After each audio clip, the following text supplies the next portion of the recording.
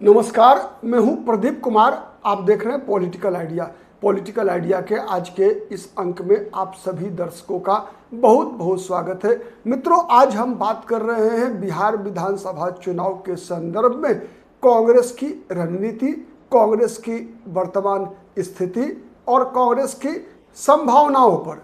ठीक है, लेकिन इन सब चीज़ों पे बातचीत करने से पहले हम ये जानने का प्रयास करते हैं कि आज किस प्रकार से कांग्रेस बिहार विधानसभा चुनाव का एजेंडा तय कर रही है। ये सबसे बड़ी उपलब्धि है कांग्रेस पार्टी के लिए कि दशकों के बाद मैं बता रहा हूं। ठीक है, ये कोई एक दशक की बात नहीं है।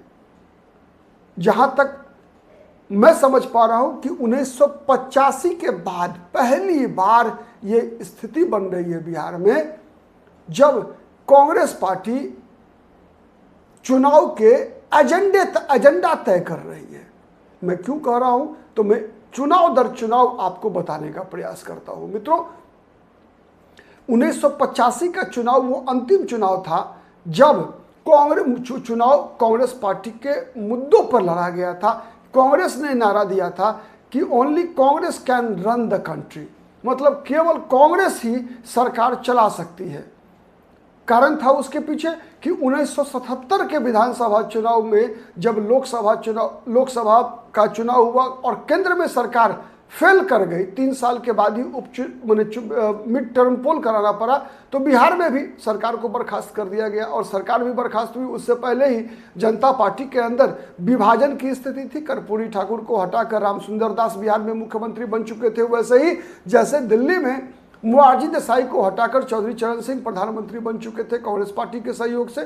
तो ये मैसेज था लोगों के सामने। उसके बाद क्या हुआ था, 1984 में पूर्व प्रधानमंत्री इंदिरा गांधी की हत्या हो गई थी। तो एक श्रद्धांजलि के रूप में कह लीजिए, एक सद्भावना का लहर तो था ही इंदिरा गांधी की शहादत के प्रति। साथ साथ मैसेज ये था कि राष्ट्रीय एकता के लिए कांग्रेस का ही सत्ता में रहना जरूरी है, राज्य की सत्ता में भी।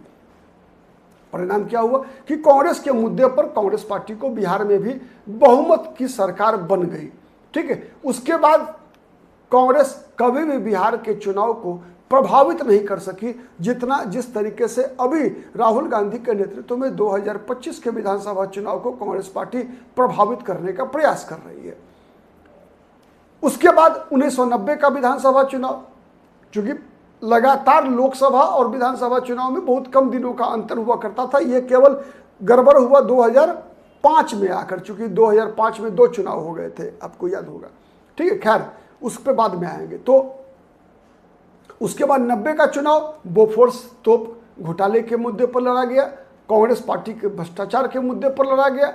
एजेंडा कह सकते हैं विश्वनाथ प्रताप सिंह ने तय किया। ठीक है, और साथ में राम मंदिर का आंदोलन चल रहा था। तो बीजेपी भी जो 1984 के लोकसभा चुनाव में 2 विधानसभा सीट पर थी, 89 सीट पर पहुंच गई थी। ठीक है, एक उसके बाद लोकसभा में भी देखिए, बिहार में विधानसभा में भी जो भारतीय जनता पार्टी 13 या 14 विधायक हुआ करते थे, वो भी 40 के आसपास पहुंच गई थी विधानसभा में भी। खैर उसके बाद बात चलती है 1995 की। 1995 में 2 ही मुद्दा था बिहार के विधानसभा चुनाव में।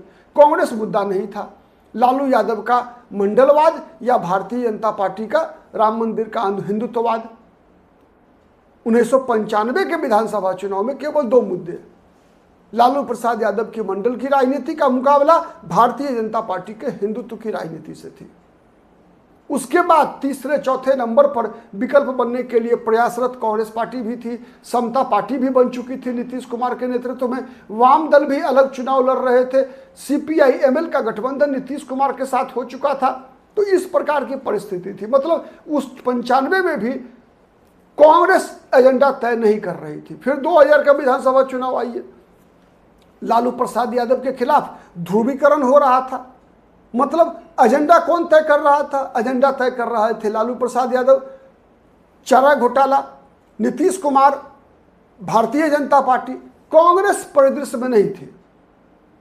2005 में देखिए, आइए 2005 में नीतीश कुमार और रामविलास पासवान ये एजेंडा तय कर रहे थे।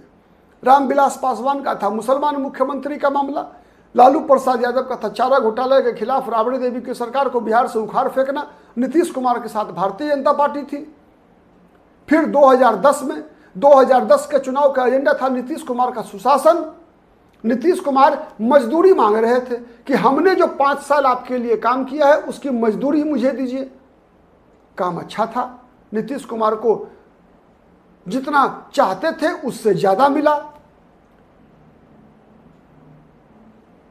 फिर 2015 का विधानसभा चुनाव, नीतीश बाबू चले गए थे आरजेडी के साथ। भारतीय जनता पार्टी की सांप्रदायिक, नरेंद्र मोदी की सांप्रदायिक राजनीति और साथ में मोहन भागवत के एक बयान जो आरक्षण से संबंधित था, समीक्षा करने की बात मोहन भागवत ने कहा था, उसी बयान को ट्विस्ट करके जो नीतीश कुमार, कांग्रेस और आरजेडी का जो अलायंस था, इसने बिहार के चुनाव परिदृश्य को बदल दिया। तो एजेंडा उस बार भी कांग्रेस नहीं थी तय करने वाली। फिर 2020 आ जाइए, 2020 में तेजस्वी यादव ने एजेंडा तय किया, पढ़ाई, कमाई, सिंचाई, दवाई। लेकिन उस एजेंडे को नीतीश कुमार के एजेंडे ने, जब मतलब नीतीश कुमार जब ये बात चुनाव में लेकर गए कि मेरा ये अंतिम चुनाव है और लालू प्रसाद यादव अपने परिवार के लिए जीते हैं और मैं तो बिहार के लिए जी रहा हूं, मेरा तो कुछ है नहीं, ठीक है। लालू यादव अपने बच्चों के लिए धन संपत्ति जमा करते रहे, मैं बिहार के लिए लड़ता रहा, जलता रहा, मरता रहा। ये जब नीतीश कुमार ने भावनात्मक भाषण देना शुरू किया तो आप देख लीजिए चौथा, पांचवा, छठा चरण जो है तेजस्वी के पढ़ाई, कमाई, सिंचाई, दवाई पर भारी पड़ गया। साथ ही तेजस्वी यादव के समर्थकों ने और तेजस्वी यादव ने खुद में भी अपने पैर पे कुल्हाड़ी मारी थी। वो आक्रामकता, वो मुरेठा बांध के कि जब सत्ता में आ ही रहे हैं, लोगों को डराना शुरू किया। फिर लोगों को भनक लगने लगी कि भाई ये लालू राबड़ी के शासनकाल वाली स्थिति तो नहीं आ रही है। तो ऐसे मुद्दे भी रहे। तो अगर हम गौर से देखें, जैसा मैंने बताया 85 से लेकर अब तक का, उसमें कहीं भी 85 के चुनाव के बाद कभी भी कांग्रेस बिहार विधानसभा चुनाव में एजेंडा तय करती हुई नहीं दिखी। 2025 में अब तक आप देख लीजिए, जनवरी से लेकर अब तक एजेंडा तय राहुल गांधी कर रहे हैं।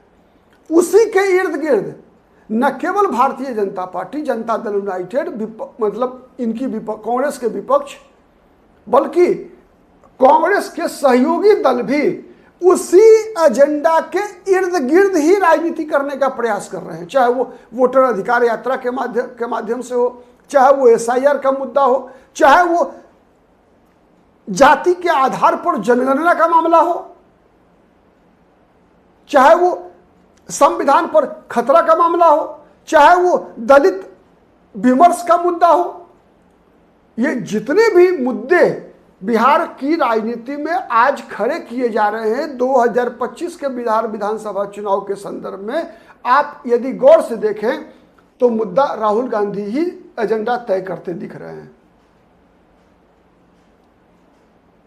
और उस एजेंडा पर ही जवाब देना पड़ रहा है भारतीय जनता पार्टी को, उसी एजेंडा पर जवाब देना पड़ रहा है नीतीश कुमार को भी। आपने देखिए अभी पलायन का मुद्दा पे मार्च में जिस प्रकार से कन्हैया कुमार ने पदयात्रा की, सेंटर स्टेज पे आ गया है। वही पलायन का मुद्दा लेकर प्रशांत किशोर भी राजनीति कर रहे हैं। उसी पलायन पर भारतीय जनता पार्टी भी जवाब दे रही है। जनता दल यूनाइटेड भी लगातार जो है उद्योग धंधों के लिए यहां सब्सिडी पर सब्सिडी की घोषणा की जा रही है, सुविधाओं की घोषणा की जा रही है। तो ये कई ऐसे मुद्दे अगर आप लगातार देखें, अगर ठीक है, डायरेक्ट बेनिफिट ट्रांसफर करने की बात थी, महिलाओं के खाते में पैसे डालने की बात थी। सबसे पहले इस विषय को राहुल गांधी ने उठाया, उसके बाद तेजस्वी यादव ने उठाया, अब उसके बाद पेंशन में बढ़ोतरी नीतीश कुमार ने कर दिया। तो आप अगर गौर से देखेंगे अगर, तो लगातार दिखेगा कि 2025 बिहार विधानसभा चुनाव का एजेंडा लगातार कांग्रेस पार्टी, राहुल गांधी तय करते हुए दिख रहे हैं। ठीक है, अब इसका परिणाम क्या होगा? ये कहना बहुत ही मुश्किल है। राहुल गांधी ने भी कहा, आपको याद होगा ना कि बिहार के लोग राजनीतिक रूप से बहुत ही जागरूक हैं। बड़े बड़े राजनीतिक साथिरों को भी पानी पिला देता है बिहारी। एक आम रिक्शा वाला की जो राजनीतिक समझ है, जो कम पढ़े लिखे लोगों की भी राजनीतिक जो समझ है ना बिहारियों की, बड़े बड़े राजनेताओं को पानी पिला देता है। इसीलिए कई बार लोग कहा करते हैं कि बिहारी तो उड़ती चिड़िया के पंख में भी जो है हल्दी लगा देता है। ठीक है, ऐसे ही नहीं कहा जाता है बिहारी के बारे में। राजनीति बिहार में चाय की दुकान से शुरुआत होती है। आप अनुमान लगा सकते हैं चाय का दुकान का मतलब क्या होता है। असली भारत चाय के दुकान पे बसता है। मैं क्यों कह रहा हूं, आप इस बात को देखिए। चाय के दुकान पर रिक्शा वाला भी मिलेगा आपको, क्लास 1 ऑफिसर भी मिल जाएंगे चाय के दुकान में चाय पीते हुए। तो असली जो सामाजिक समरसता दिखता है वो चाय के दुकान पे दिखता है। और सबसे ज्यादा बिहार में राजनीति पे अगर चर्चा कहीं होती है तो चाय के दुकान पे होती है या नहीं, कमेंट करके जरूर बताइएगा। आज के लिए इतना ही। बहुत बहुत धन्यवाद। नमस्कार। जय हिंद, जय भारत।